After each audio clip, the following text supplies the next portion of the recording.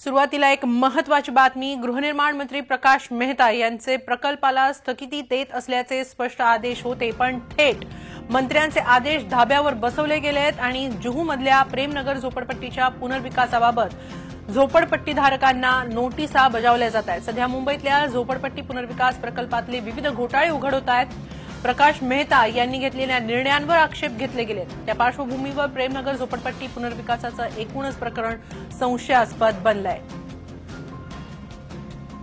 मेहतांनी स्थगिती दिली तरी प्रकल्प रेटण्याचा खटाटोप सुरू आहे।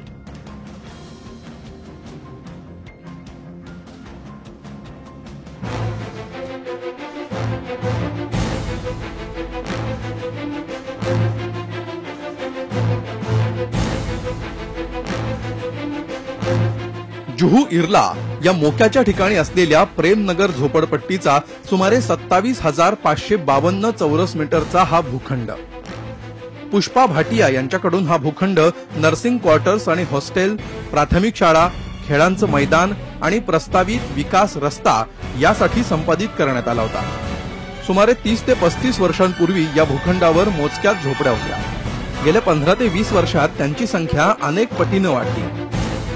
या झोपडपट्टीच्या पुनर्विकासाला खऱ्या अर्थानं 12 वर्षांपूर्वी सुरुवात झाली होती। दरम्यानच्या काळात सुमारे 4 विकासक बदलले, मात्र झोपडीधारकांची संपूर्ण संमती नव्हती आणि नियमांचं उल्लंघन होत असल्याचं आढळल्यामुळे या प्रकल्पाला स्थगिती देण्यात आली। गेल्या वर्षी 27 सप्टेंबरला गृहनिर्माण मंत्री प्रकाश मेहता यांनी स्वतः मंत्रालयातल्या त्यांच्या दालनात झोपडपट्टीवासीय, स्थानिक भाजप आमदार पराग आळवणी, एसआरएचे मुख्य अधिकारी विश्वास पाटील यांची बैठक आयोजित केली होती। त्यामध्ये या प्रकल्पाला स्थगिती देत असल्याचे स्पष्ट आदेश देण्यात आले होते। ज्यांच्याकडे एनेक्सर ज्यांच्याबद्दल झालेलं आहे आणि तुम्ही एलओआय दिलेलं आहे त्यांना सोडून बाकीच्या लोकांना तुम्ही तिथून हटवणार नाही ना? नॉन एलिजिबल असेल तेवढा ना हटवणार ना? नॉन एलिजिबल कोणाला करणार? ते कॉम्पाउंड ऑथॉरिटीचे कॉम्पोनंट ऑथॉरिटी शासनाच्या अंडरमध्ये जाईल, शासनाच्या अंडर 14 ते 20 तुम्ही म्हणताय की 14 ते 20 लोकांची स्कीम सबमिट झालेली आहे। तुम्हालाही माहित आहे की तिथे जागेवर 1400च्या वर लोक आहेत। 753 लोकांची पात्रता ठरली तर त्या 753 लोकांनाच फक्त काढून बाकीच्या झोपडवाल्यांना तिथे ठेवून ही स्कीम होणार आहे का? नंबर 1। आणि तुम्ही जे काही कारवाई करतात ते 753 लोक जे एलिजिबल झालेले आहेत त्यांनाच फक्त बांधायची परमिशन देऊन बाकीच्या एकही झोपड्याला हात तिथे लावणार नाही, बरोबर आहे का? पात्रता ठरण्याच्या आधी तुम्ही झोपड्याला हात लावणार का? नाही, नक्कीच नाही। तुम्ही 2002 मध्ये तुमची 1400ची स्कीम सबमिट झाली। तुम्ही 2011ला तुम्ही 763 लोकांची पात्रता ठरवून तेवढीच मान्यता तुम्ही दिली। ते 753ला भाडा दिला तेव्हा त्यांना काढलं किंवा ते लोकांनी ऐकून घेतलं किंवा तेव्हा सोसायटीची कोणी खोटी बोगस जे काय त्यांनी ते 753 लोकांना कन्व्हिन्स केलं आणि ते प्रेमाने बाहेर गेले भाडे राहायला, प्रश्न नाही। जोपर्यंत बाकीचे 700 लोक पात्र होत नाही तोपर्यंत तुमची स्कीम तिथे उभीच राहू शकत नाही एलओआय देऊन सुद्धा। तर जोपर्यंत त्याचं निराकरण लागत नाही आणि पूर्ण कल्पनाची क्लिअरिटी येत नाही तोपर्यंत तोडण्याचं, हे करायचं, ते करायचं या कामावर बंदी घालायची। पूर्ण एलओआयचा रिव्हिजन करायचा, रिव्हिजन झाल्यानंतर पुढे आपण बसून त्याच्याबद्दल निर्णय करायचा। तोपर्यंत कामावर सगळी पटकन। गृहनिर्माण मंत्र्यांनी दिलेल्या या आदेशांना अवघे काही दिवसही उलटत नाहीत, तोच विकासकानं प्रकल्पासाठी त्याचं काम पुन्हा सुरू केलंय। मंत्र्यांनी बैठकीत प्रकल्पाला दिलेल्या स्थगितीच्या आदेशाची सत्यप्रत झोपडीधारकांना द्यायलाही टाळाटाळ केली जातेय। सांगितल्याप्रमाणे स्थगितीची ऑर्डर निघाली, पण नंतर 4 दिवसापर्यंत आम्ही त्याची वाट बघत होतो। तिची कॉपी काय आम्हाला मिळाली नाही।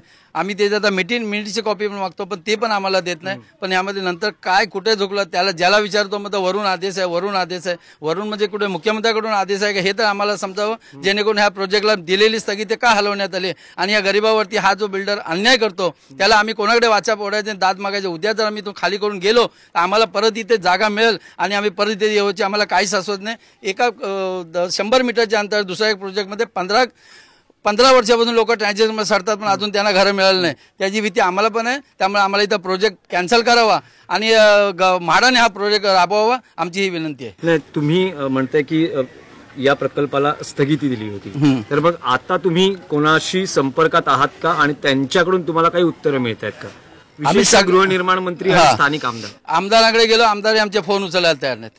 गृहमंत्र्याकडे गेलो, 4 वेळा निवेदन देतात, ते आम्हाला उत्तर देतात. ते आम्हाला उत्तर देतात की तुम्ही जाऊन SRA मध्ये जा. SRA आम्हाला त्याचं अजून पण उत्तर दिलं नाही. मी सगळीकडे अर्ज दिले आहेत, सगळ्यांना भेटायचा प्रयत्न केला, कोणी आम्हाला भेटायला तयार नाही. प्रेमनगरचं नाव काढलं की त्यांना माहिती आहे प्रेमनगरमध्ये सुधाकर शेट्टीमध्ये दीपा बारचा मालक हे एक गणित ठरलेलं आहे आणि त्या गणितामुळे सगळेजण त्याला बघून सगळेजण घाबरून जातात आणि कोणी समोर यायचं नाव घेत नाही.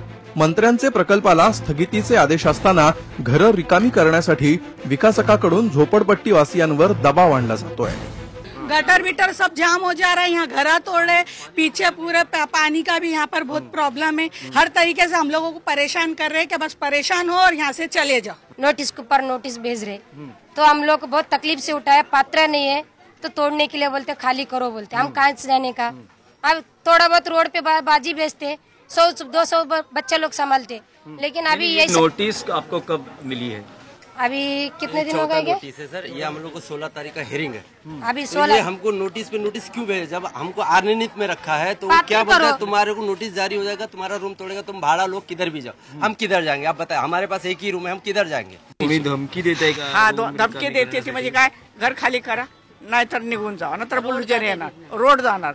अशोक जाधवच्या तुम्हाला घाबरवत आहे? हा घाबर रोड आहे कुठून? अशोक जाधवच्या तिकुंड गॅरेज मधनं रोड. मग आमच्या इथं कसा निघल? हे परवट चाल राहून त्यांची सोडून आमच्या पैसेच येणार रोड. हा, हे गलती कोणाची? पिल्लरची आहे का आमची गलती आहे? रूम है सामने का, मगर ये तकलीफ हमको बहुत आई है. हम लोग का रूम भी बोल रहे खाली करने, हम लोग नहीं खाली कर रहे, मगर जो खाली हुआ उसकी हालत देखो कैसी है. हम लोग रह नहीं सकते इधर. डेंगू मलेरिया मच्छर कितने हो रहे, हम लोग कैसे रहेंगे? छोटे छोटे बच्चे. और ये मैदान में हम लोग सो के ना दिन निकाले. आज थोड़ा अच्छा रहने का दिन आया तो बोले भाड़ा लेके जाओ, भाड़ा लेके जाएंगे किधर वो बताओ ना.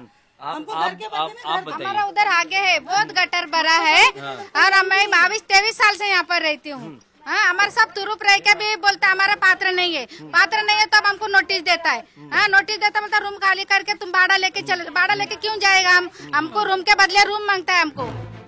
या प्रकरणात स्थानिक मनसेचे पदाधिकारी झोपडपट्टीवासियांच्या पाठीशी ठामपणे उभे राहिलेत. जेव्हा आम्ही लक्ष घातलं या सगळ्या विषयामध्ये तेव्हा आम्हाला असं जाणवून आलं की खालपासून ते वरपर्यंत पूर्णतः भ्रष्टाचारात बरबटलेला असा हा प्रकल्प आहे. लोकांची प्रचंड परिस्थिती खराब झालेली आहे. आता आमची एवढीच विनंती आहे, काही ऑडिओ क्लिप देखील आहेत जिकडे आपल्याला जाणवतं की गृहमंत्री आपलं गृहनिर्माण मंत्री की या प्रकल्पाला स्थगिती द्या असं सांगतात, पण कुठच्याही प्रकारची स्थगिती ते देत नाहीत. तर माझी या राज्याच्या पारदर्शक मुख्यमंत्र्याला एवढीच विनंती आहे की या सर्व प्रकरणात त्यांनी लक्ष घालावं आणि इकडच्या लोकांना न्याय मिळावा आणि या प्रकल्पाला त्वरित स्थगिती देण्यात यावी आणि जे काय आहे ते रेग्युलराइज करूनच पुढे पावलं उचलावं. गेल्या 15 वर्षात इथं पुनर्विकासाची एकही इमारत उभी राहिली नाही. 30 कुटुंबांसाठी फक्त एक ट्रान्झिट कॅम्प, तोही आत्ताच्या काळात उभा राहिलाय. या प्रकल्पाची कासवगती अत्यंत दुर्दैवी अशीच म्हणावी लागेल. मुंबईतील झोपडपट्टी पुनर्विकासाच्या विविध प्रकल्पातले अनेक घोटाळे सध्या उघडकीला येत आहेत.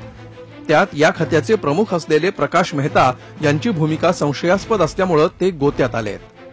प्रेमनगर झोपडपट्टीच्या पुनर्विकासालाही त्यांनीच स्थगिती दिली असताना खुद्द मंत्र्यांचे आदेश धाब्यावर बसून तिथं प्रकल्प रेटला जातोय.